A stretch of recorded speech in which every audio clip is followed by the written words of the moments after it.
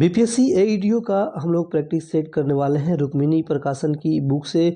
और यह दोस्तों वॉल्यूम 2 है।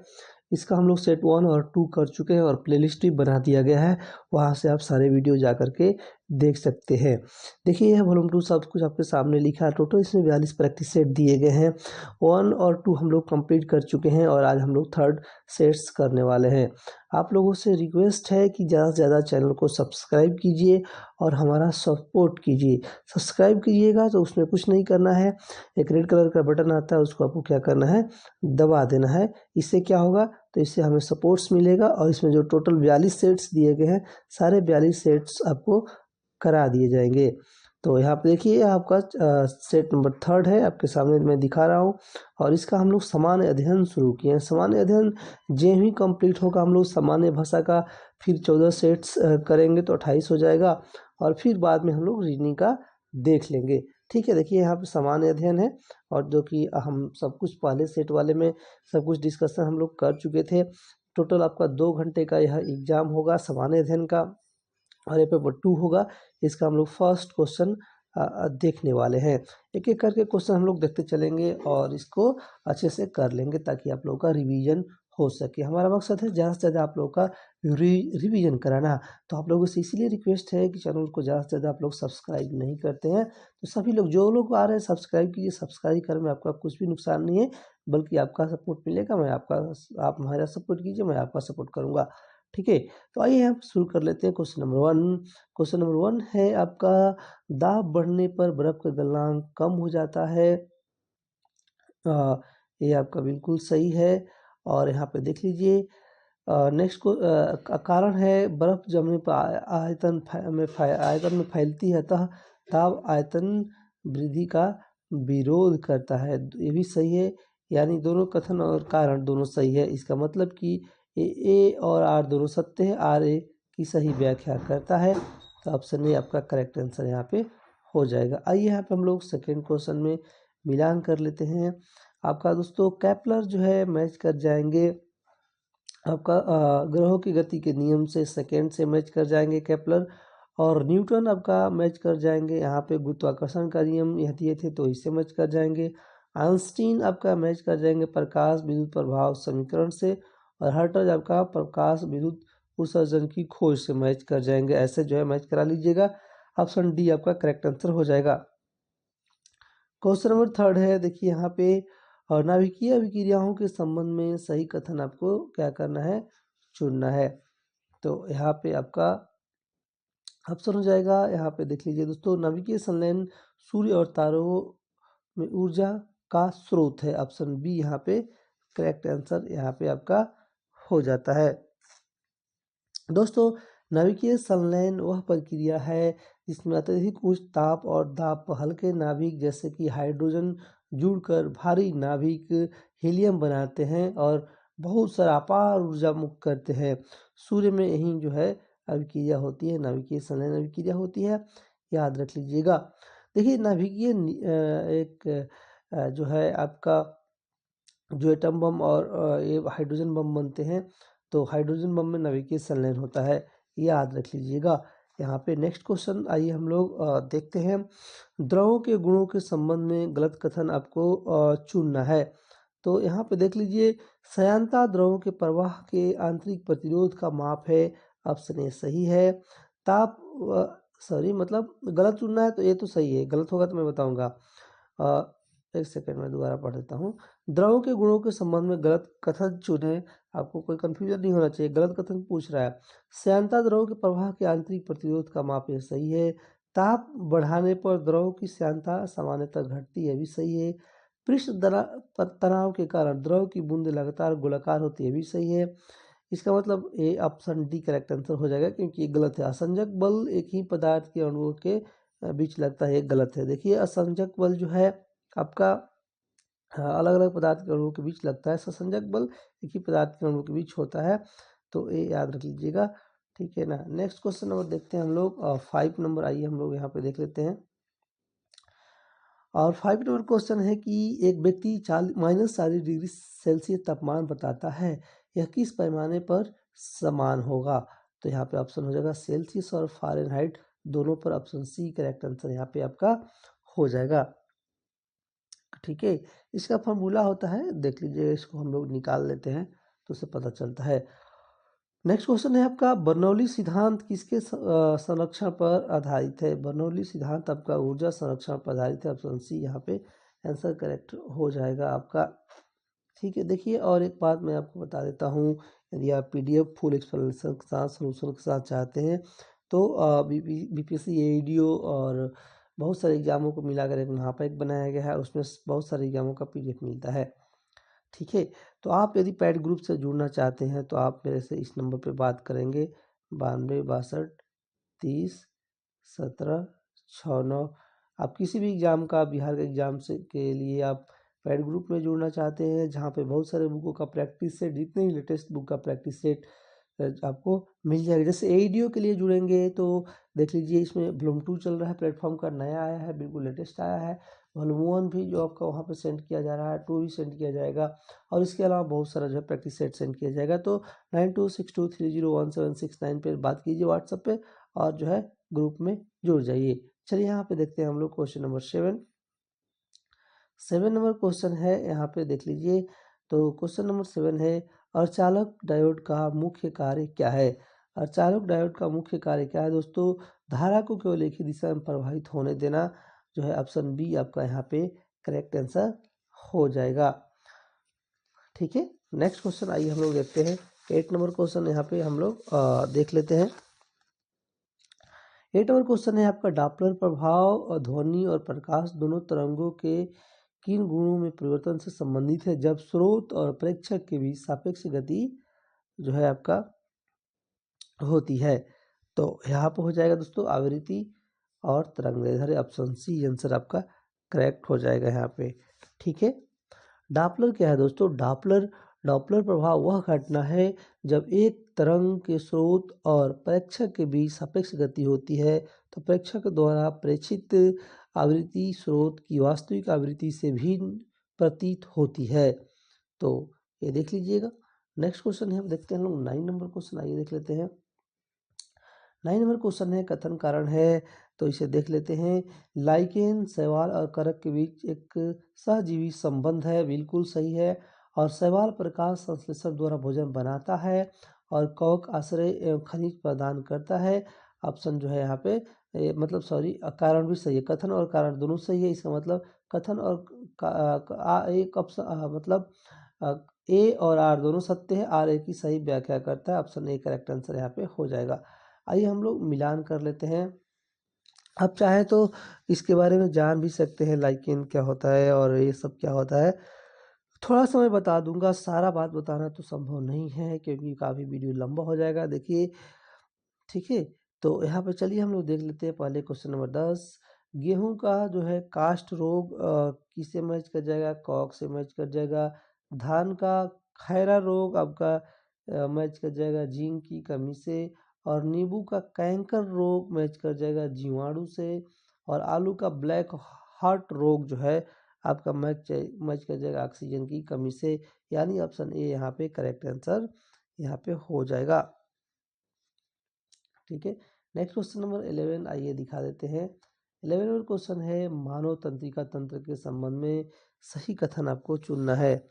तो दोस्तों यहाँ पे आंसर हो जाएगा आपका, मेरुरज्जु प्रतिवर्ती क्रियाओं को नियंत्रण की भूमिका निभाता है, ऑप्शन बी जो है यहाँ पे करेक्ट आंसर आपका हो जाता है। ठीक है, नेक्स्ट क्वेश्चन नंबर आइए देख लेते हैं हम लोग। 12 नंबर का क्वेश्चन देख लेते हैं। 12 नंबर क्वेश्चन है कि देख लीजिए क्या है यहाँ पे, मानव कंकाल तंत्र के संबंध में गलत कथन आपको चुनना है। अस्थि एक प्रकार की संयोजी ऊतक है, कनेक्टिव टिश्यू बोलते हैं इंग्लिश में, ये आपका बिल्कुल सही है। गलत पूछ रहा है तो देखिए, उपास्थि अस्थि से अधिक कठोर होती है, ये आपका गलत है, तो यही आपका बी करेक्ट आंसर यहाँ पे हो जाएगा। उपास्थि को जानते हैं इंग्लिश में क्या बोलते हैं? कार्टिलेज बोलते हैं। ठीक है, नेक्स्ट क्वेश्चन है यहाँ पे, पौधों में प्रकाश संश्लेषण के दौरान उत्पन्न ग्लूकोज किस रूप में संचित होता है? तो यहाँ पे दोस्तों मंड स्टार्च के रूप में संचित होता है, ऑप्शन सी करेक्ट आंसर हो जाएगा।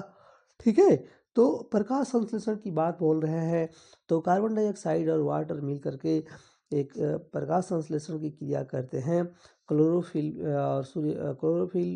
की आवश्यकता होती है यहाँ पे, और सूर्य प्रकाश की आवश्यकता होती है, और बनाते हैं ग्लूकोज, ऑक्सीजन, और आपका बना लेते हैं वाटर। ठीक है, नेक्स्ट क्वेश्चन है यहाँ पे 14 नंबर। आइए हम लोग देख लेते हैं कि ट्रिपैनोसोमा जो निंद्रा रोग का कारण बनता है किस प्रकार का सूक्ष्म जीव है। तो यह आपका प्रोटोजोआ है, ऑप्शन डी आंसर आपका हो जाएगा। ठीक है, बहुत सारे रोग होते हैं, किसके कारण होते हैं सब कुछ आप लोगों को देख लीजिएगा। कुछ बोलिए तो बता देता हूँ, देख लीजिए। दांत जो रोग है आपका किसके कारण होता है, उसका कॉग का नाम बताइए। तो ट्राइकोफाइटन। ठीक है, एथलीट फुट ये आपका टिटिनिया पेडिस के कारण होता है। और ये क्या है, तो पैर की उंगलियों के बीच की त्वचा में जो फटता है उसको बोलते हैं। इस तरह से बहुत सारे हैं। नेक्स्ट यहाँ पे इसीलिए बोल रहे हैं कि आप पैड ग्रुप में ज्वाइन कर लीजिए, यहाँ पे मैं व्हाट्सएप नंबर बता दिया हूँ। ठीक है, रुधिर वर्ग ओ वाले व्यक्ति को सार्वभौमिक दाता क्यों कहा जाता है। उनकी लाल रक्त कोशिकाओं पर कोई एंटीजन नहीं होता, इसीलिए ऑप्शन ए आंसर यहाँ पे हो जाएगा। क्वेश्चन नंबर 16 है, क्लोनिंग की प्रक्रिया द्वारा उत्पन्न जीव आनुवांशिक रूप से कैसे होते हैं, सोमैटिक सेल न्यूक्लियर ट्रांसफर का परिणाम। तो यहाँ पे आपका हो जाएगा दोस्तों, आपका अपने जनक जीव जिससे क्लोन किया गया के समरूप, ऑप्शन बी आंसर हो जाएगा। यहाँ पे कथन और कारण है दोस्तों, संयोजी यौगिक सामान्यतः विद्युत के कुचालक होते हैं। बिल्कुल सही है। और संयोजी यौगिक में आयनों की उपस्थिति नहीं होती है, बल्कि इलेक्ट्रॉन की सगाई होती है, ये भी सही है। यानी कथन और कारण दोनों सही है, यानी ए और आर दोनों सत्य है, आर ए की सही व्याख्या है, ऑप्शन ए आंसर यहाँ पे हो जाएगा। आइए हम लोग मिलान कर लेते हैं, पहले आंसर बता देते हैं यहाँ पे। तो आपका इससे हम लोग मिलान करेंगे, यही वाला सही है ए। आपका पीतल जो है मैच कर जाएगा तांबा जिंक से मैच कर जाएगा, यानी 4 से मैच कर जाएगा। कांसा जो है मैच कर जाएगा तांबा और टीन से मैच कर जाएगा। और स्टेनलेस स्टील आपका मैच कर जाएगा लोहा, क्रोमियम और निकिल से। और ड्यूरेलिमिन जो है मैच कर जाएगा मैग्नीशियम और मैंगनीज से। ठीक है, तो ऐसे मैच करा लीजिएगा। नेक्स्ट क्वेश्चन है यहाँ पे देख लीजिए। क्वेश्चन है, रासायनिक अभिक्रिया की दर के संबंध में सही कथन आपको चुनना है। रासायनिक अभिक्रिया के दर में सही कथन चुनना है, तो अभिकारकों की सांद्रता बढ़ाने पर अभिक्रिया की दर सामान्यतः बढ़ती है, ऑप्शन सी यहाँ पे करेक्ट आंसर हो जाएगा। नेक्स्ट आपका पीएच स्केल के संबंध में जो है आपको क्या करना है, गलत कथन बताना है। तो आइए पढ़ लेते हैं। पीएच स्केल अम्लता और क्षारीयता का मापता है, बिल्कुल सही है। शुद्ध जल पीएच का मान 7 होता है, भी सही है। और यहाँ पे देखिए पीएच का मान 7 से कम होने पर क्षारीय होता है, ये गलत होता है। गलत यही हो तो यही आपका आंसर करेक्ट हो जाएगा, क्योंकि गलत पूछ रहा है। देखिए पीएच जो है 7 से मान कम होने पर आपका अम्लीयता बढ़ता है, ऐसा बोलते हैं। और बाकी अम्लीय वर्षा पीएच का मान याद कर लीजिए, सामान्य वर्षा से कम होता है। ये सारी बातें आपको याद कर लेना है। ठीक है, नेक्स्ट क्वेश्चन देख लेते हैं हम लोग 21 नंबर। आइए 21 नंबर क्वेश्चन यहाँ पे हम लोग देख लेते हैं।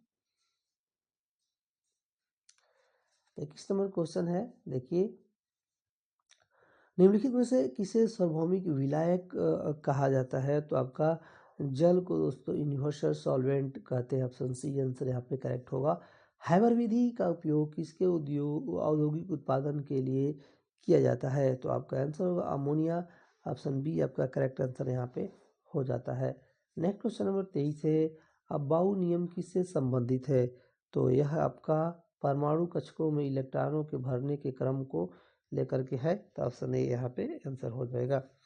आपका स्टेल्थ तकनीक का मुख्य उद्देश्य क्या होता है। स्टेल्थ तकनीक का मुख्य उद्देश्य क्या होता है, तो यह आपका रडार या अन्य पहचान प्रणालियों से अदृश्य रहना, ऑप्शन सी आंसर यहाँ पे आपका हो जाएगा। ठीक है, नेक्स्ट क्वेश्चन नंबर 25 आइए देख लेते हैं हम लोग। 25 है आपका बायोचिप का उपयोग किस क्षेत्र में किया जाता है? तो इसका उपयोग पर्यावरण निगरानी के लिए किया जाता है। ऑप्शन ए करेक्ट आंसर हो जाएगा। फसल चक्र अपनाने का मुख्य लाभ क्या होता है? तो मृदा की उर्वरता बनाए रखना और कीटों रोगों का नियंत्रण करना। बी करेक्ट आंसर यहाँ पे हो जाता है।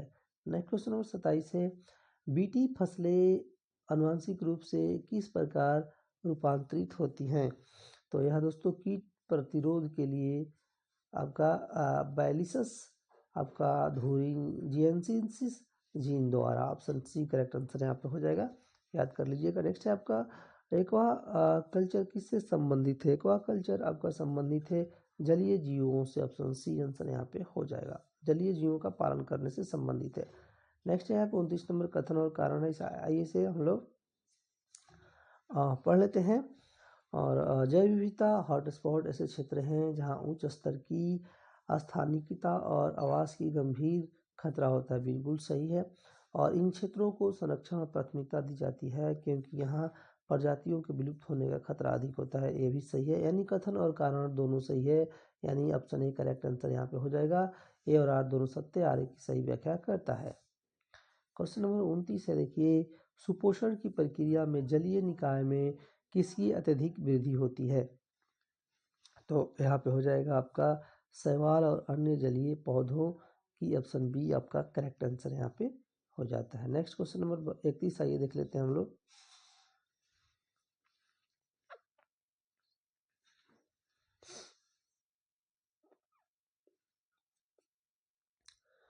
दो नवंबर 2025 का आईसीसी महिला क्रिकेट विश्व कप 2025 का खिताब भारत ने किस देश को हराकर जीता है?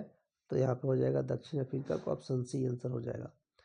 वैश्विक जलवायु जोखिम सूचकांक 2025 में भारत का स्थान बताना है, तो आपका 15वां है, 15वीं। ऑप्शन बी आंसर होगा। डिक्शनरी कॉम ने 2025 का अवार्ड ऑफ द ईयर क्या चुना है? तो यहाँ पे आपका हो जाएगा 6-7।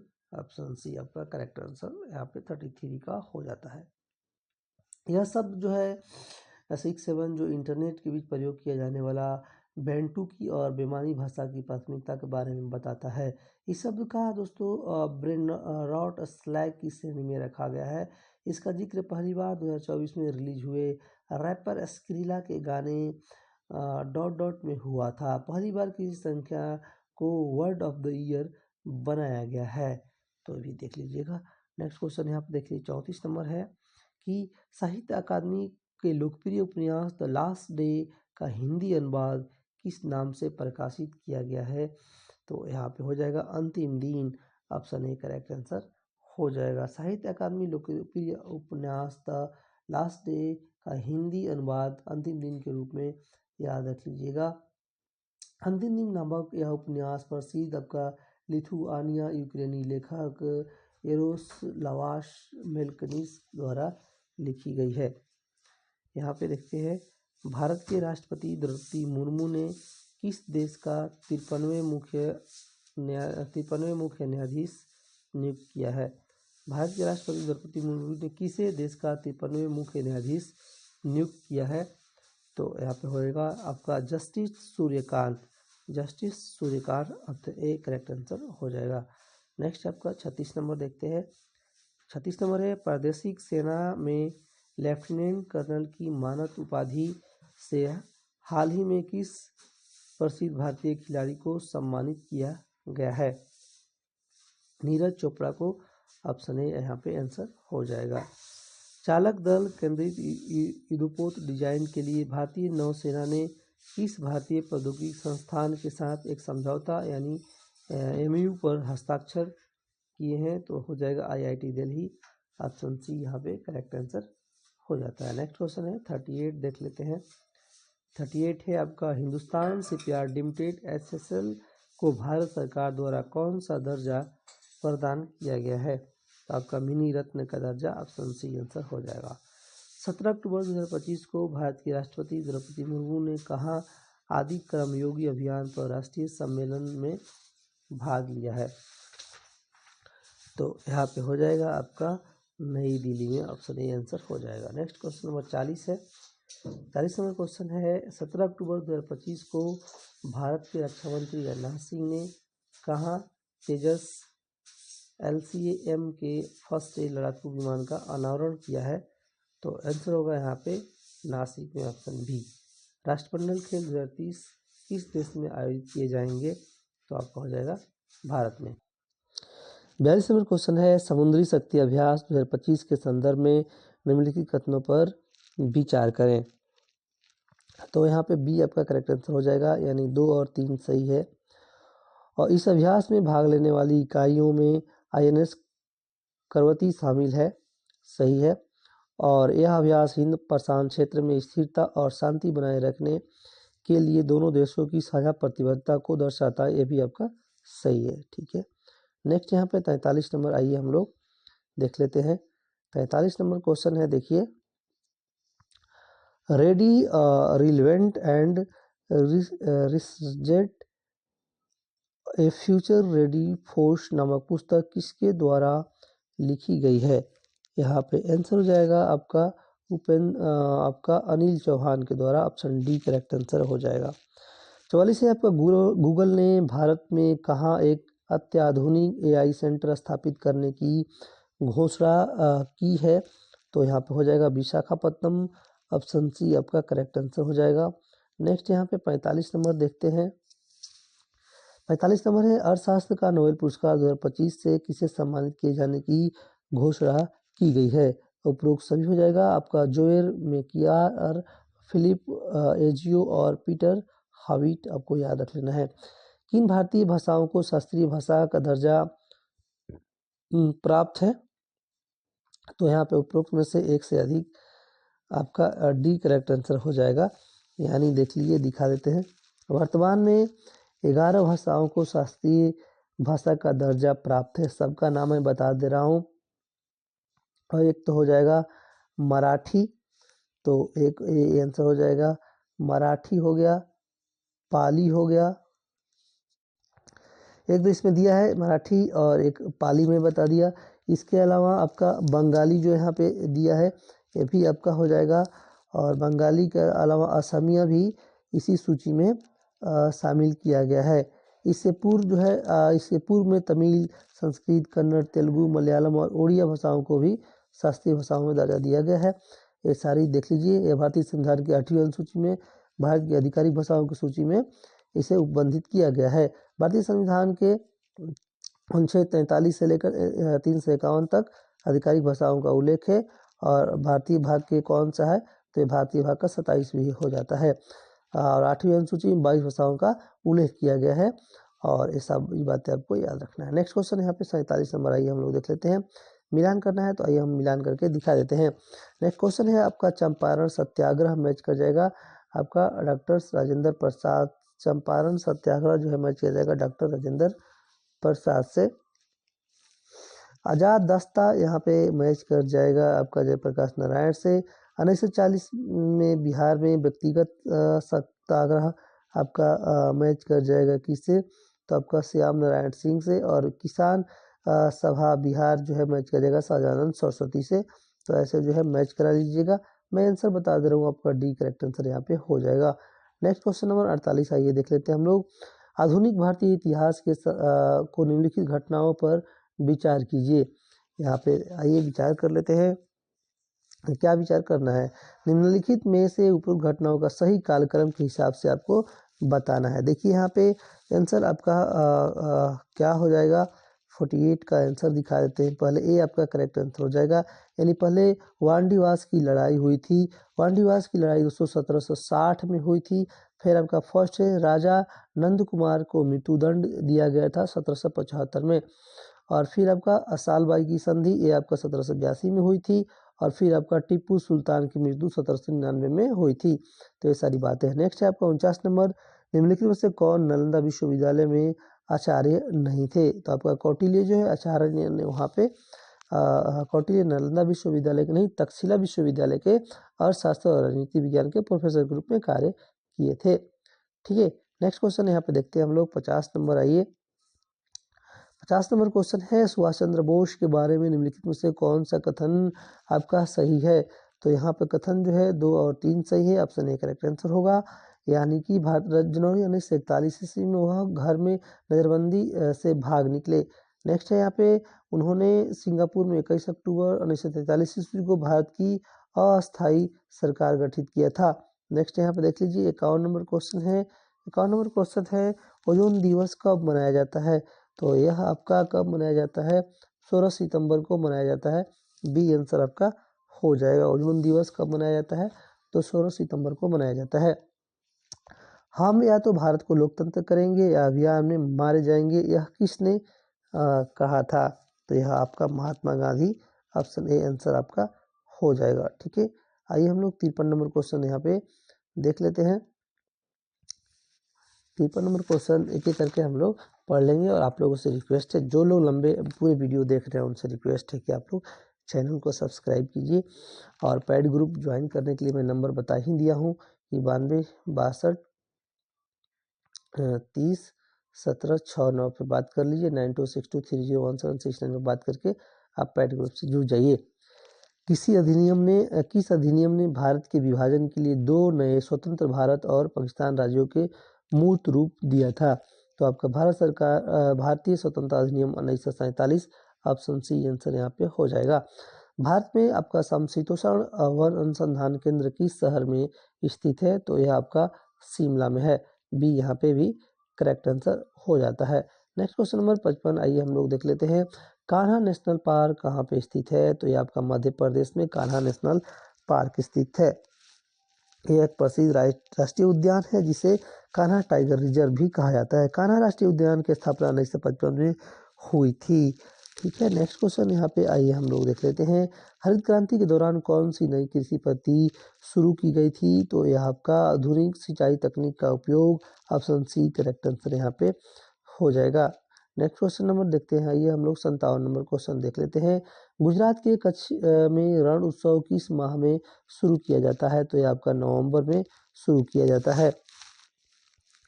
ठीक है, नेक्स्ट क्वेश्चन है भारत का महान्यायवादी .2 कानूनी सलाह प्रदान करता है। तो यह संघ सरकार, ऑप्शन डी यहाँ पे करेक्ट आंसर हो जाएगा।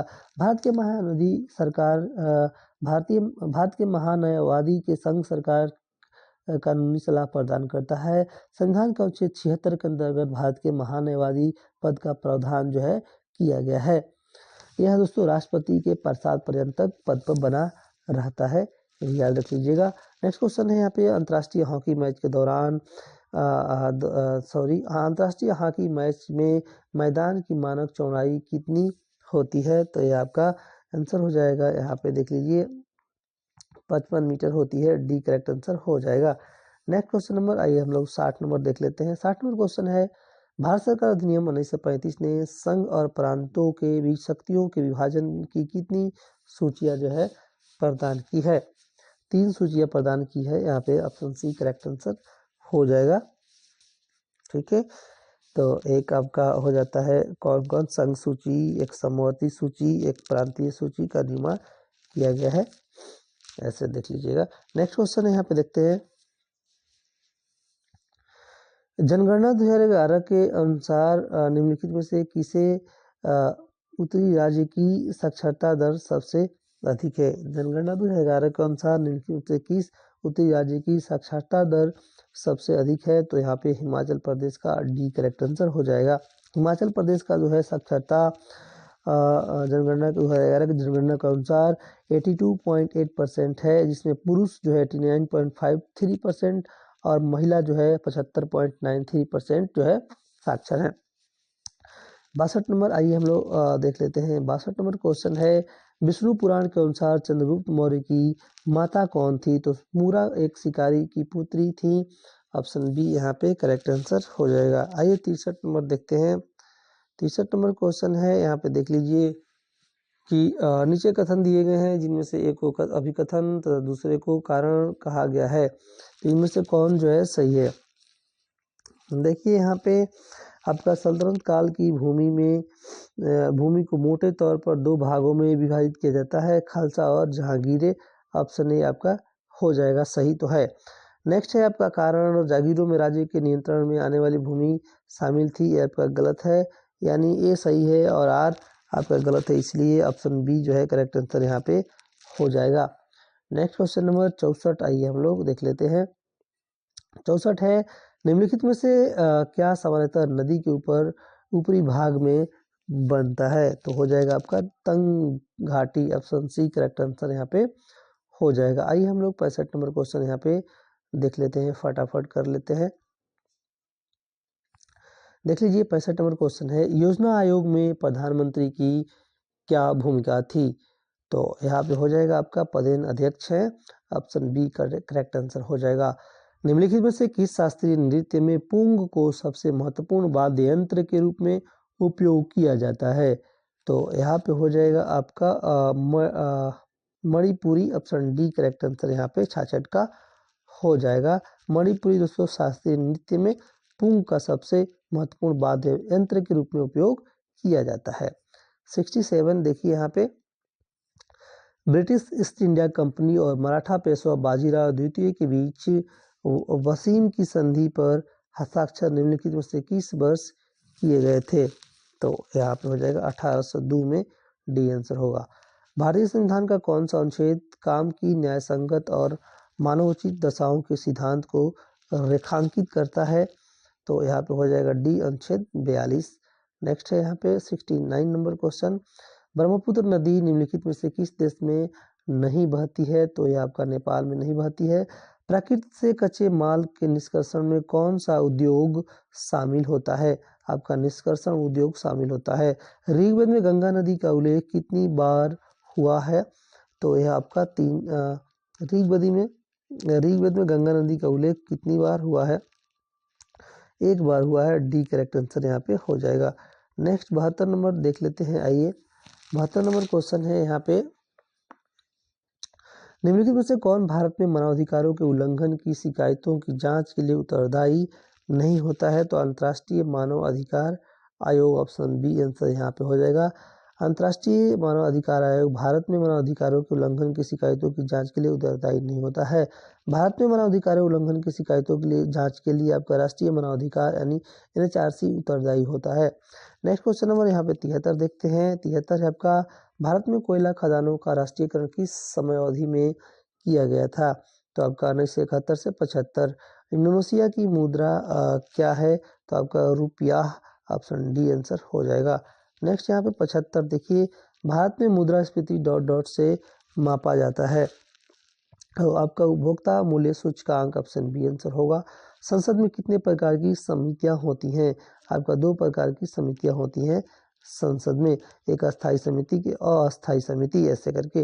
नेक्स्ट यहाँ पे 77 नंबर देखिए, भारत राज्यों का संघ है, संघ की वास्तविक कार्यकारी शक्ति डॉट डॉट में निहित है, तो इसका प्रधानमंत्री में, ऑप्शन ए आंसर होगा।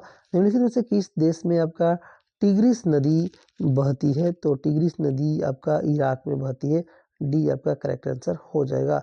नेक्स्ट आइए हम लोग देखते हैं 79 नंबर, सहारा मरुस्थल के दक्षिण में फैले अर्धशूषक प्रदेश को क्या कहते हैं, तो आपका इसको सलेह साहेल कहेंगे, सी आंसर हो जाएगा। 80 नंबर आइए हम लोग यहाँ पे 80 नंबर क्वेश्चन देख लेते हैं। भारतीय संविधान के किस खंड को आमतौर पर उसकी अंतरात्मा भी हम लोग कहते हैं, तो आपका मौलिक अधिकार को निम्नलिखित में से कौन सा भारतीय सरकार का अंग है, तो यहाँ पे हो जाएगा आपका सी, यहाँ पे आपका विधायिका हो जाएगा, कार्यकारी हो जाएगा और न्यायपालिका हो जाएगा, ऐसे आंसर हो जाएगा। नेक्स्ट क्वेश्चन यहाँ पे देख लीजिए 82 नंबर क्वेश्चन, 82 नंबर है आपका, किस खेल में प्रसिद्ध गोल्डन बॉल अवार्ड प्रस्तुत किया जाता है, तो यहाँ पे हो जाएगा आपका फुटबॉल में। किस अधिनियम ने नस्ल, धर्म तथा राष्ट्रीय मूल के आधार पर भेदभाव को निषेध कर दिया गया है, तो हो जाएगा आपका नागरिक अधिकार अधिनियम, ऑप्शन सी। कि सुल्तान ने अपनी राजधानी को दिल्ली से दौलताबाद में बदल दिया था, तो आपका मोहम्मद बिन तुगलक आंसर यहाँ पे हो जाएगा। नेक्स्ट है, आइए देख लेते हैं हम लोग 85 नंबर, भारतीय वन प्रबंधन संस्थान को किस वर्ष में स्थापित किया गया था, तो 1982 में। निम्नलिखित राजवंश और शासकों और बिहार के में उनके संबंधों के घटनाओं का सही मिलान आपको करना है, तो यहाँ पे आइए मिलान कर लेते हैं हम लोग। पहले आंसर आंसर की बात करें तो यहाँ पे मैं बता दे रहा हूँ, आपका डी करेक्ट आंसर यहाँ पे हो जाएगा। ठीक है,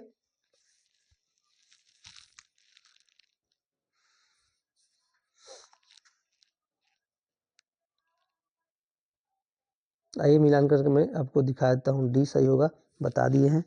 तो यहाँ पे आपका हर एक वंश जो है आपका मैच कर जाएगा, हर एक वंश मैच कर जाएगा। आपका मगध साम्राज्य का वास्तविक संस्थापक राजगीर की राजधानी हो जाएगा। गुप्त वंश यानी कुमारगुप्त प्रथम, यह किसे मैच कर जाएगा, तो यह नालंदा महाविहार की स्थापना से मैच कर जाएगा।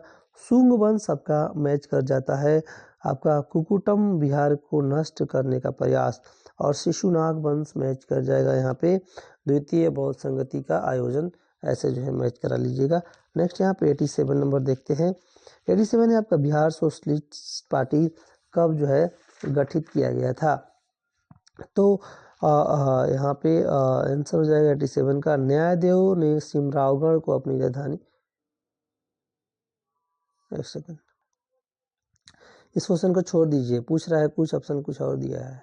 ठीक है, तो इसे छोड़ दीजिए। 88 देखते हैं। ये बिहार में पंचायत निकायों में महिलाओं को 50% आरक्षण किस वर्ष प्रदान किया गया था, तो यहाँ पे हो जाएगा 2006 में। ठीक है, पटना को अपने मुख्य केंद्र के रूप में उपयोग करते हुए वहाबी आंदोलन का प्राथमिक उद्देश्य क्या प्रतीत करता है, तो ब्रिटिश सत्ता को समाप्त कर मुस्लिम शासन पुनः स्थापित करना। ऑप्शन सी यहाँ पे आंसर आपका हो जाएगा। नेक्स्ट यहाँ पे 90 नंबर क्वेश्चन है, शेरशाह सूरी और मुगल सम्राट अकबर दोनों ने भू राजस्व प्रणालियों में सुधार किए। शेरशाह की जब्त प्रणाली और अकबर की दहसाला प्रणाली के बीच मुख्य समानता क्या थी, तो आइए यहाँ पे हम लोग दिखा देते हैं आंसर आपका क्या समानता थी। तो दोनों प्रणालियों में भूमि पैमाइश और उपज के आधार पर राजस्व का निर्धारण शामिल था। ऑप्शन सी आंसर हो जाएगा। नेक्स्ट क्वेश्चन नंबर 91 देख लेते हैं। निम्नलिखित मृदा प्रकारों और बिहार में उनके पाए जाने वाले प्रमुख क्षेत्रों का सही मिलान करना है, तो यहाँ पे आंसर आपका बी हो जाएगा आपका, यानी आपका बालसुंदरी मिट्टी जो है मैच कर जाएगा सहरसा, दरभंगा, मुजफ्फरपुर, सारण से। और पुरानी जलोढ़ मिट्टी यानी बांगर मिट्टी मैच कर जाएगा यहाँ पे गया, पटना, रोहतास और दक्षिणी भाग से। और लाल और पीली मिट्टी जो है मैच कर जाएगा आपका गया, औरंगाबाद, जमुई और दक्षिणी सीमांत क्षेत्र से। और दलदली मिट्टी जो है मैच कर जाएगा पश्चिम चंपारण और किशनगंज से। नेक्स्ट क्वेश्चन यहाँ पे देखते हैं 92 नंबर क्वेश्चन, बिहार में मानसून और वर्षा के संबंध में निम्नलिखित में से कौन सा कथन आपका सही है, तो आपका किशनगंज जिला में सर्वाधिक औसत वर्षा प्राप्त करता है। ऑप्शन सी करेक्ट आंसर यहाँ पे हो जाएगा। 93 नंबर क्वेश्चन है, बिहार की नदी प्रणालियों के संबंध में निम्नलिखित में से कौन सा कथन जो है आपका गलत है, यानी उत्तर बिहार की अधिकांश नदियां हिमालय से निकलती है और अपना मार्ग बदलने के लिए जानी जाती है, जैसे कि कोसी, ये आपका सही है। दक्षिण बिहार की प्रमुख नदियां जैसे सोन, पुनपुन, फल्गु, पठारी क्षेत्र से निकलकर गंगा में निकलती है, बिल्कुल सही है। घाघरा नदी बिहार और उत्तर प्रदेश की सीमा का निर्धारण करती है और गंगा में मिलती है, भी सही है।